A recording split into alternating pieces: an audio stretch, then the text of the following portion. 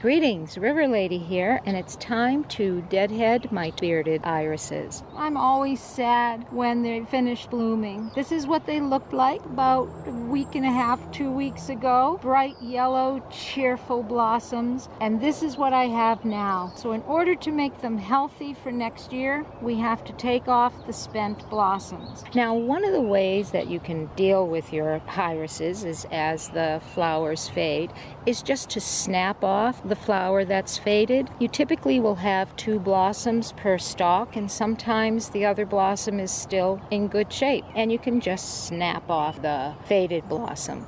But when all the blossoms are faded, it's time to deadhead them. And the process is pretty easy. You want to start with clean snippers, and then all you're going to do is follow the stalk down to the angle where it meets the leaf, and then you're just going to snip at an angle. This is not done for the health of the plant.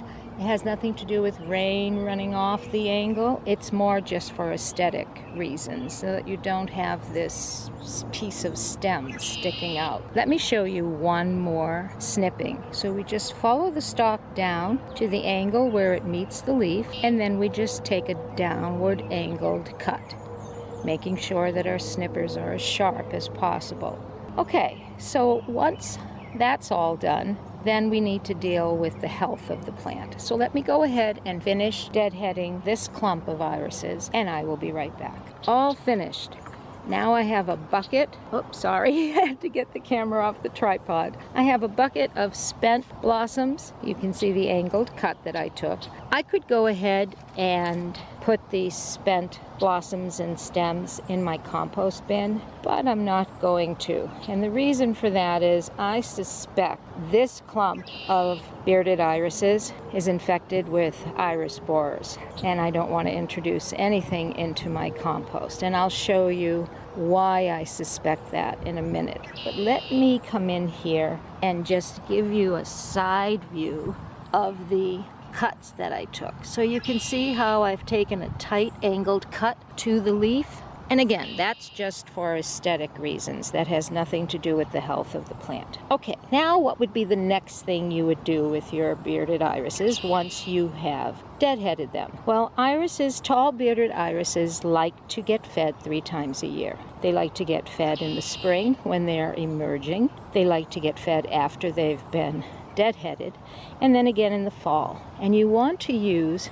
an extended release, low nitrogen food. I can recommend the foods that I've mentioned. Flower Tone is a good food. Job's has a good slow release food.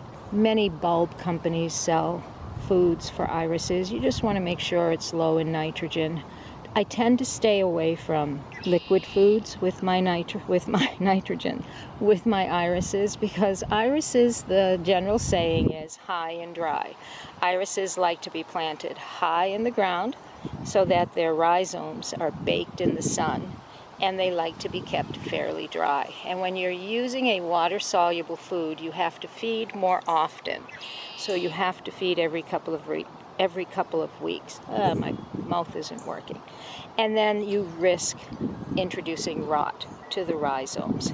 So sprinkling a slow release food in and around the rhizomes, not on them, but in and around the plant, is a good way to feed your iris plants. But now I want to show you what I'm dealing with. Okay, let's suppose you have extremely healthy leaves. Now, if you look at this clump of bearded irises, it would seem that I have a very healthy clump. Most of the leaves are green, and if that's the case and it is healthy, you want to leave the foliage until it starts to die back. Don't go fanning it, don't go cutting it down into interesting shapes. They need their foliage in order to photosynthesize so that the rhizome will be strong and healthy, and then they'll give you a great blossom next year.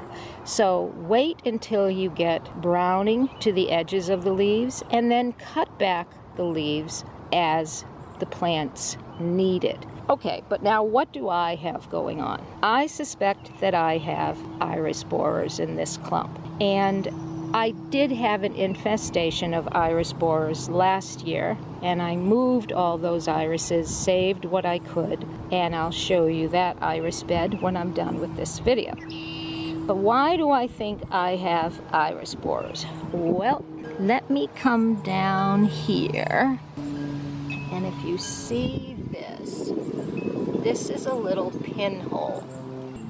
That's typically an indication that a little creature has crawled into this leaf and is heading down to the base of the plant, to the rhizome, where it will grow into a fat larva, eat the inside of the rhizome, and then emerge as a moth. So that is a good indication that I have iris borers, those little pinholes. And if I come in here, I have a squishy tuber right there. That is very squishy. Yeah, I have iris borers. Now, if you do discover that you have iris borers, don't panic. Don't just say, oh no, my irises are going to be destroyed. They won't be. We just want to do some systematic treatment of them. I will do a video in a couple of days of how I'm going to approach this, which is going to begin with digging up this whole bed of irises.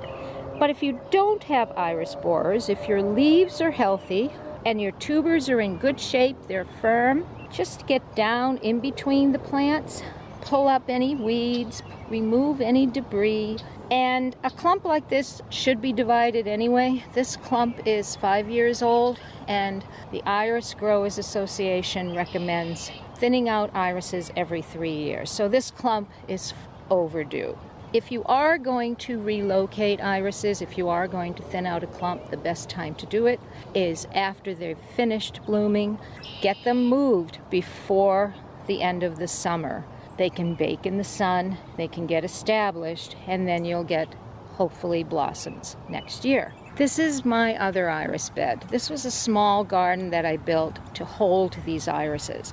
I took them out of my main hummingbird garden is because I got hit with, again, iris borers. So I dug them up, lost a lot, and planted them in here. They came back beautifully, though I only got 4 blossoms in this group, which is not bad because I transplanted them much too late. They didn't get a chance to get established. They are established now. The rhizomes are in good shape. I don't have any indication of iris borers.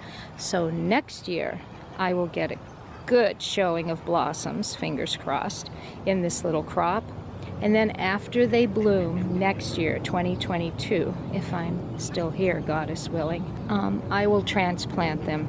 But for now, they're just going to sit in here. All right, so that's it. And this is River Lady saying thank you for watching this video on deadheading bearded irises, and I wish you happy gardening. Bye.